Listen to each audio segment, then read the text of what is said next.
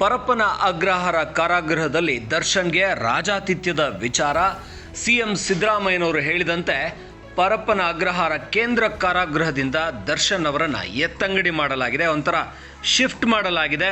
ಕಾರಾಗೃಹ ಇಲಾಖೆ ಎಚ್ಚೆತ್ತುಕೊಂಡಿದೆ. ದರ್ಶನ್ ಅವರನ್ನು ಬಳ್ಳಾರಿ ಜೈಲಿಗೆ ಶಿಫ್ಟ್ ಮಾಡಬೇಕು ಅಂತ ಕೋರ್ಟ್ ಮೊರೆ ಹೋಗಲಾಗಿತ್ತು. ಇದಕ್ಕೆ ಗ್ರೀನ್ ಸಿಗ್ನಲ್ ಸಿಕ್ಕಿದ ಕಾರಣ ರೇಣುಕಾಸ್ವಾಮಿ ಕೊಲೆ ಆರೋಪಿ ನಟ ದರ್ಶನ್ರನ್ನ ಬಳ್ಳಾರಿ ಜೈಲಿಗೆ ಶಿಫ್ಟ್ ಮಾಡಲಾಗ್ತಾ ಇದೆ. ರೇಣುಕಾಸ್ವಾಮಿ ಕೊಲೆ ಕೇಸಲ್ಲಿ ನಟ ದರ್ಶನ್ ಪರಪ್ಪನ ಅಗ್ರಹಾರ ಜೈಲು ಪಾಲಾಗಿದ್ರು.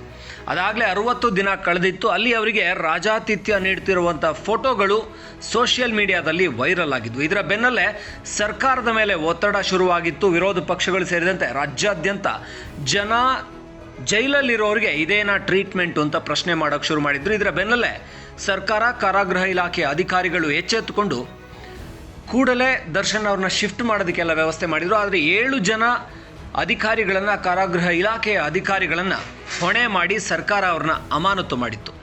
ಈಗ ದರ್ಶನ್ ಅವರನ್ನು ಬಳ್ಳಾರಿ ಜೈಲಿಗೆ ವರ್ಗಾಯಿಸುವ ಸಂಬಂಧ ಬೆಂಗಳೂರಿನ 24ನೇ ACMM ಕೋರ್ಟ್ ಅನುಮತಿಗಾಗಿ ಅರ್ಜಿಯನ್ನು ಸಲ್ಲಿಸಿದ್ರು. ಇದಕ್ಕೆ ಕೋರ್ಟ್ ಅನುಮತಿಯನ್ನು ನೀಡಿದ್ದು ಆಗಿದೆ.